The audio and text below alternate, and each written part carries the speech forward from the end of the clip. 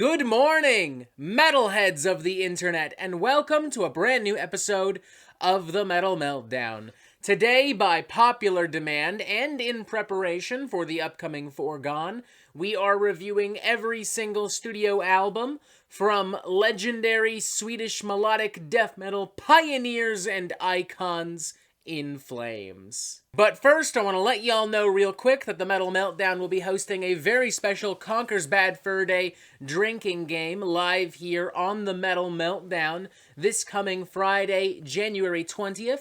The party starts at approximately 12 p.m. Pacific Standard Time, 3 p.m. Eastern Standard Time. Some of y'all have been wanting me to play this for a while. I'm pumped. I hope that you're pumped. Bring booze, bring some good party vibes, and I'll see you there. Alright, reviewing every In Flames album. Here we go. As per the norm with videos of this style, I am looking at studio albums. I am not interested in EPs, demos, live albums, or compilations, or anything released by any kind of solo project or side project. I will also be talking about each album in order of release and assigning each a score out of 5. And lastly, if by chance you tuned into this video hoping I would be talking about Foregone as well, perhaps even giving you a sneak peek, that's not happening. Sorry to disappoint you, but nope. You're just gonna have to wait a few weeks, just like everyone else, for the official album review. With that all said and done and out of the way, reviewing every In Flames album. Hell yes! First up, we have Lunar, the band's debut album, being released sometime in April 1994 via Wrong Again, Regain, and Candlelight Records. This is a drastically different kind of In Flames than the one that we know today, than the one that we would know in the late 90s and early 2000s for that matter. The sound is a lot more raw and grainy, lo-fi, primitive. There are some folksy elements courtesy of string arrangements, violins, and acoustic guitars. There's also a totally different lineup, with Michael Stan of Dark Tranquillity fame on lead vocals as opposed to Anders Frieden, who would perform on literally every album after this. In fact, somewhat ironically, Anders at the time was the lead singer for Dark Tranquillity. There's a fun little piece of metal trivia and history for you there. Lock away in the brain for, I don't know, if the local pub is doing a metal trivia night sometime soon. For these reasons, Lunar has been kind of swept to the side and kind of forgotten about. It's not really held in the same light as records like the Jester, Whoracle, Clayman, Soundtrack to Your Escape, and that's a real shame because I think there's some really interesting stuff on here. I really like how this more old-school, extreme kind of Swedish death metal sound and production has been contrasted with string and acoustic guitar arrangements. I like how we're still hearing a lot of the melodicism that we would expect from later In Flames records on this thing. It makes for a really dark and cavernous, but also kind of majestic experience, you know? There's some really great songwriting on here, some really great underappreciated gems in the form of Dreamscape, the Everlost songs, Star Forsaken, Clad in Shadows. I will say that the album starts off on a bit of a bumpy note. Behind Space is not a great number, but I mean, everything else, you know, it's urgent, it's strong, it's interesting. It kind of feels like a more majestic counterpart to like that first At the Gates record, which, you know, also had a lot of strings and elements like that. In a video I did with Quest for Metal a while back, I said that this was one of the best death metal debut albums ever. I've also said on occasion that I think it's a very underappreciated and underrated album, and I stand by that. I'm feeling a solid 4 out of 5 on this, maybe leaning towards a 3.5 out of 5, but a 4 nonetheless. I think it's a great record, and I think more people should be paying attention to this thing. Next up, we have the Jester, released in February 1996 via Nuclear Blast Records, and believe it or not, ladies and gentlemen, we have already arrived at what I feel is In Flames' best album, or at the very fucking least, my favorite album from them. One of the greatest melodic death metal albums of all time, one of the most influential as well, alongside Slaughter of the Soul from At the Gates and The Gallery from Dark Tranquillity. This helps to define the sound of Swedish melodic death metal. It expands upon everything the Lunar did so well, brings in better production, better songwriting, better everything, bigger melodies, more progressive, unpredictable, fantastical arrangements. Put very simply, it's heavy and it kicks ass and it's beautiful, and it's one of those few metal records where I'm like, if you call yourself a fan of like melodic death metal or just metal in general and you don't love this record, I'm honestly gonna assume that something might be wrong with you. There are just tons of amazing songs in here.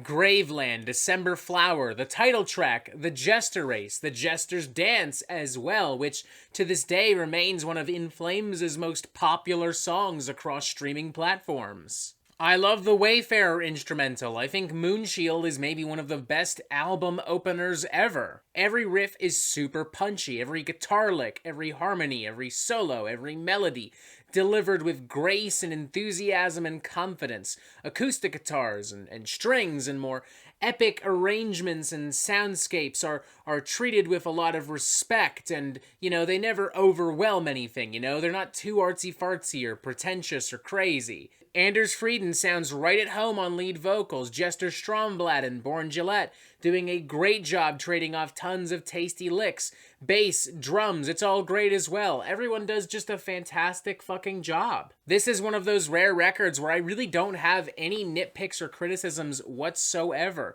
Not a single issue to speak of. I think this is expertly crafted and produced, and as such, I would honestly give it a 5 out of 5. I think it's kind of a perfect record, especially for the realms of melodic death metal. This has been my favorite In Flames album for a very long time, and honestly, at this point, I don't expect that to change. I love this album. I think it's perfect. Hell yes. Jam it if you haven't already. Next up, we have Whoracle, released in November 1997, once again via Nuclear Blast Records.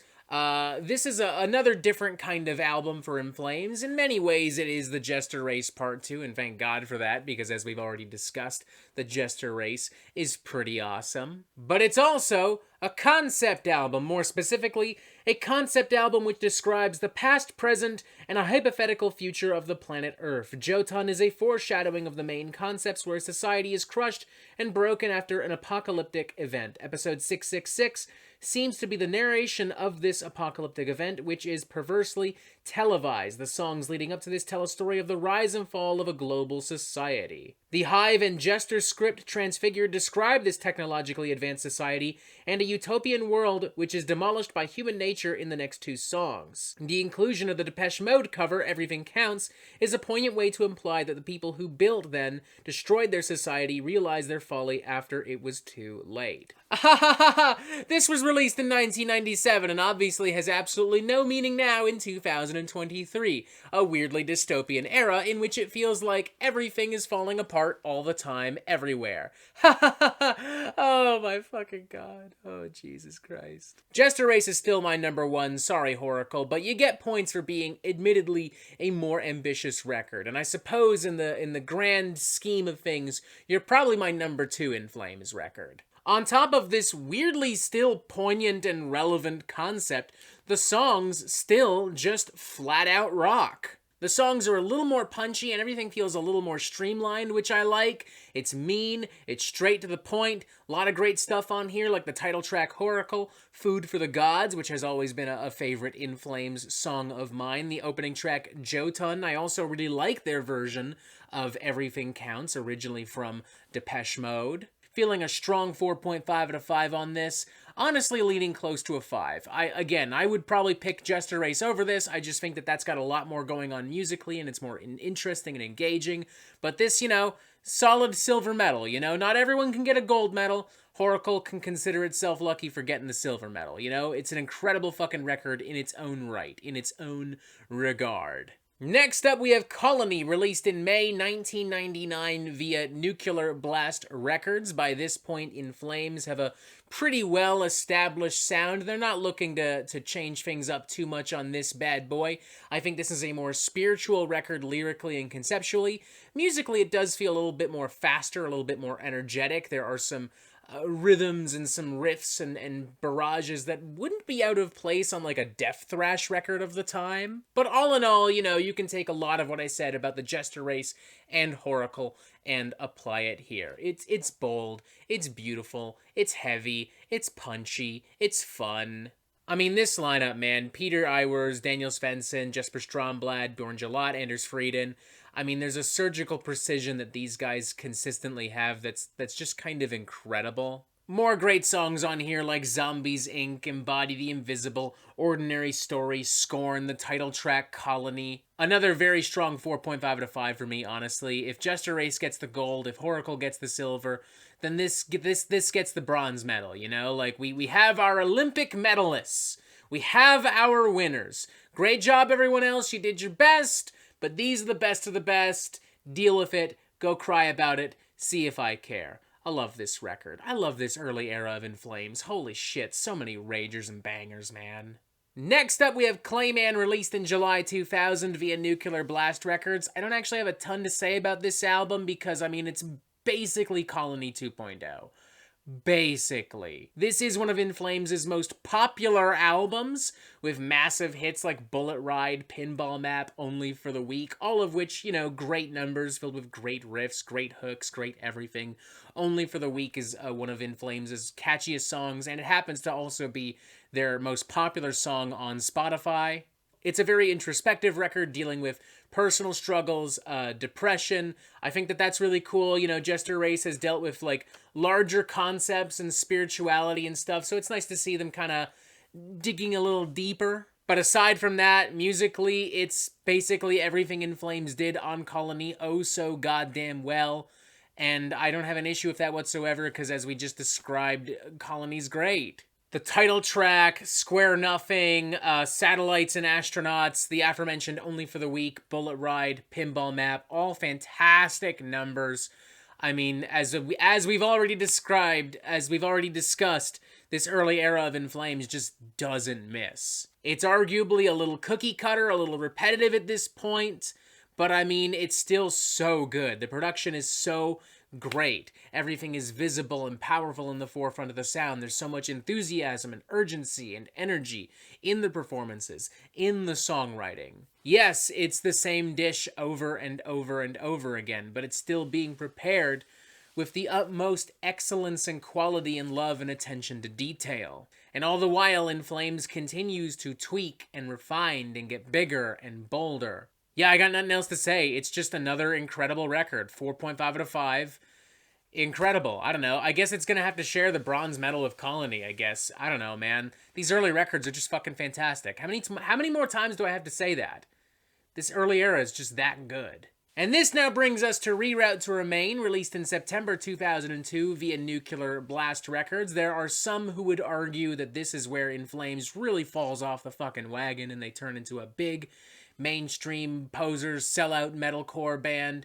I don't really agree with that statement, but it is fair to say that there are a lot of changes happening on this record that push In Flames decently far away from the sound of Jester Race and Whoracle and Colony and Clayman. I think spiritually it exists in a similar kind of playground as those albums, but you can definitely tell that In Flames was paying a lot of attention to like melodic metalcore and alternative metal in the late 90s and into the early 2000s, as elements from those genres are very much present here. It does objectively have a more accessible kind of sound and presentation. Gone are the most brutal elements of the In Flames sound, as well as the more fantastical, majestic arrangements and elements, you know, and now we have clean vocals and breakdowns and some rhythms and arrangements that do feel more befitting of, say, a Killswitch Engage album or an As I Lay Dying album of the time. I'm not really bothered by it because I still think there are some great songs on here,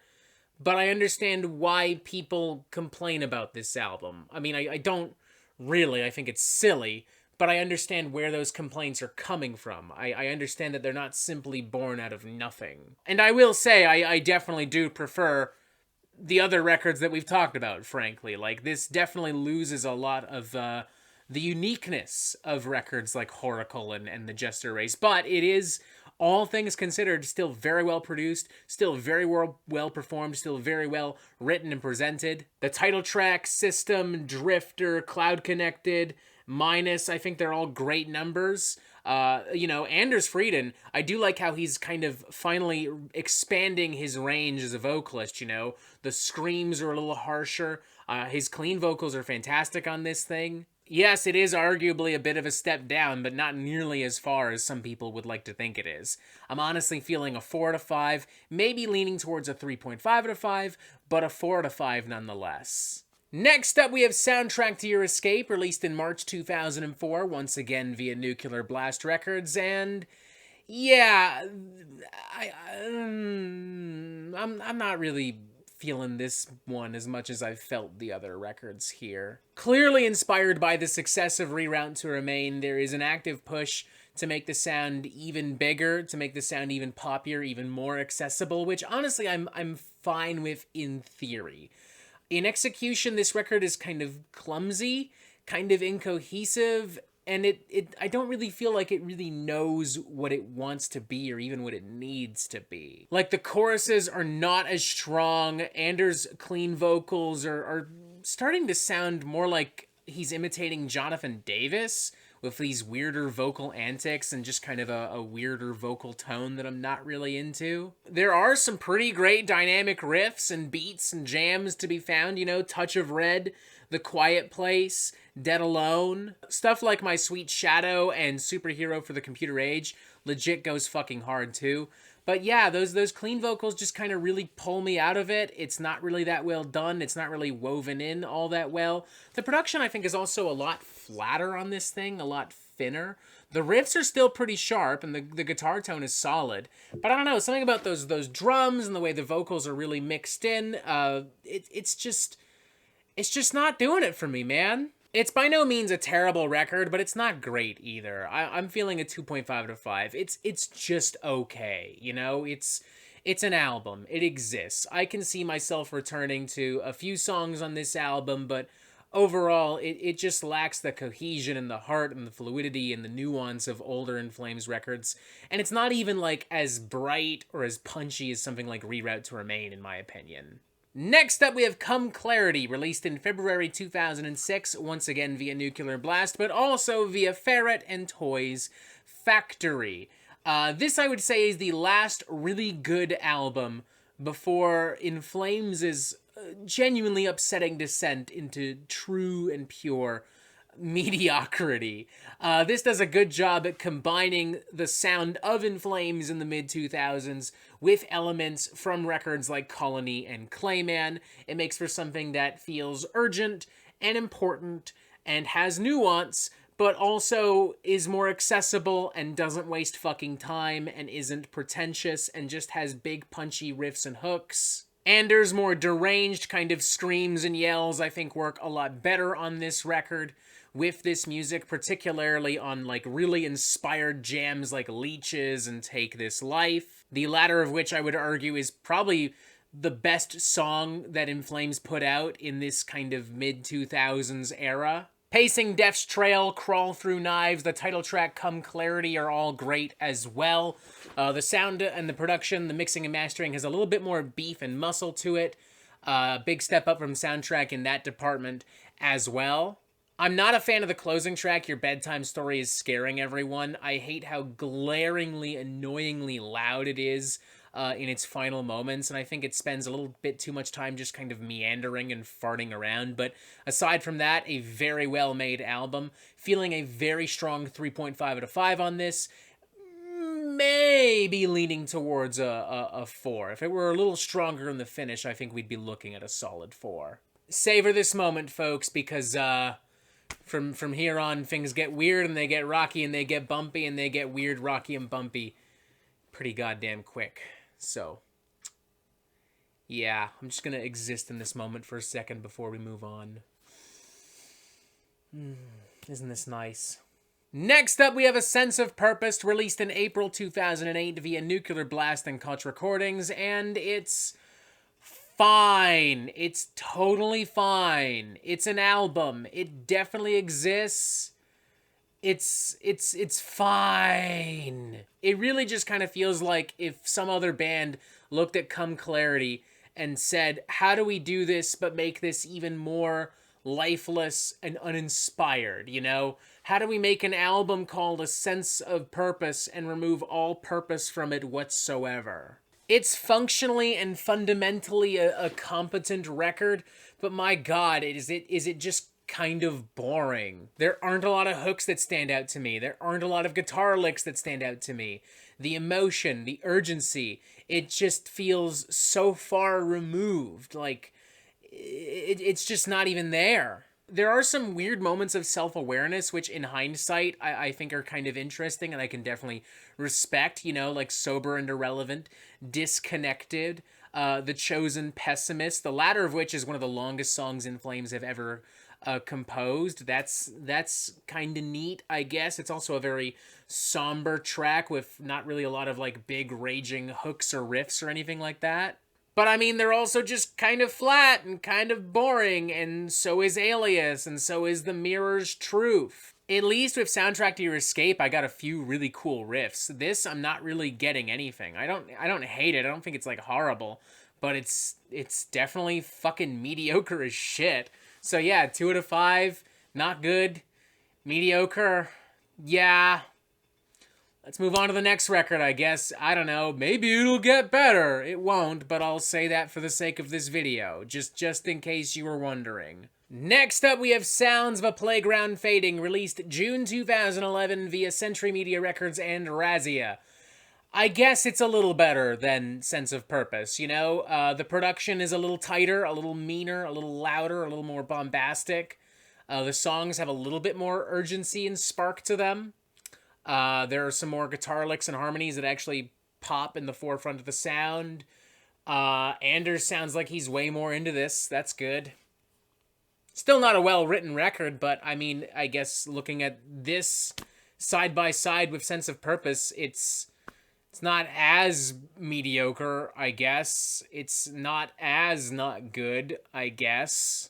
In Flames has pretty much embraced being like a mainstream radio metal band.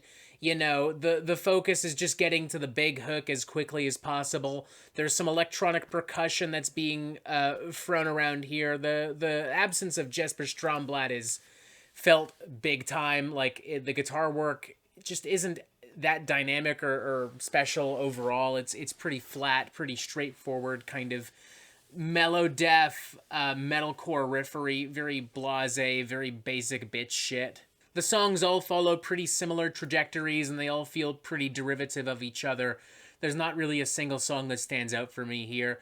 Again, I guess it's objectively a little better than Sense of Purpose, but, like, not much. 2 out of 5, mediocre.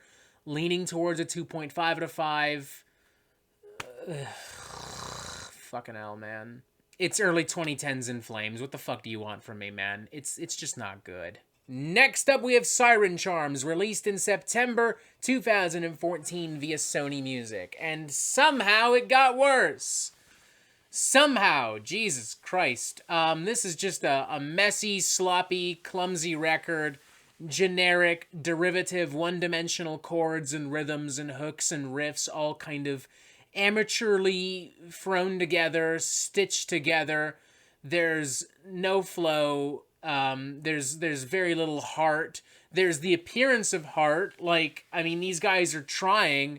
They're just failing fucking miserably. It's as if In Flames looked at Sounds of a Playground Fading and they said, how do we make this dumber? What can we do to actively fuck this up? And then they did that. Anders' vocals are kind of all over the place here. No memorable hooks to speak of. No memorable riffs or solos to speak of. It's just kind of a flat, sad mess. 1.5 out of 5. This is bad. A band of this caliber should not be making albums like this. It's just that fucking simple. A band that, like, was making Colony and Whoracle and Jester Race shouldn't be making a record like this, but they are. And the crazy thing is, this isn't even their worst record. We're not even at their worst record yet. We're almost there, though. We're almost there, though. And on that note, Battles, released in November 2016 via 11/7 and Nuclear Blast. Holy shit. The most one-dimensional, watered-down, generic, repetitive, Imagine Dragons, alt-rock metal bullshit I think I've ever heard in my life. This album has the weight and the ferocity as a soggy stack of wet crackers. This album has the freshness and originality of a frozen Hungry Man meatloaf dinner. In Flames are practically sleepwalking through this album. If you thought Siren charms and sounds of a playground fading were devoid of memorable songs and hooks and riffs, then, I mean, Jesus Christ, this is really gonna throw you for a fucking loop. This album isn't just devoid of those things, it is void of those things. It swallows fun and memorable songwriting and sends it to a dimension where none of those things exist or matter. Re-listening to this album again for this video was genuinely a challenge,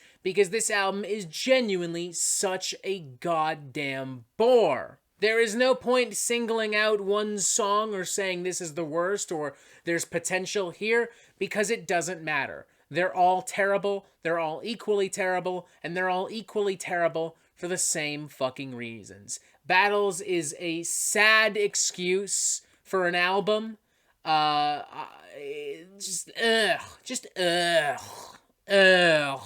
could sum up the whole thing right there. 0.5 out of 5. It's genuinely kind of insulting how fucking terrible this record is. Yikes. Ew. Terrible. I hope I never have to hear this thing again. And finally, this brings us to I the Mask, released in March 2019 via 11/7 Music and Nuclear Blast Records. When this album came out, many praised it because it had heavier guitars, and therefore it was a return to form for In Flames. And no.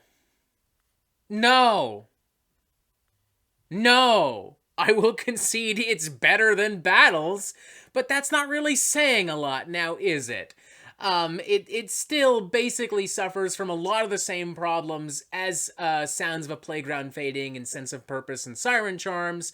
It's just not as insufferably boring or as poorly made or as watered down as Battles. I will agree that there's a little bit more momentum and urgency to songs like Voices, I'm Above, the title track I the Mask, which I do appreciate and I think is much needed.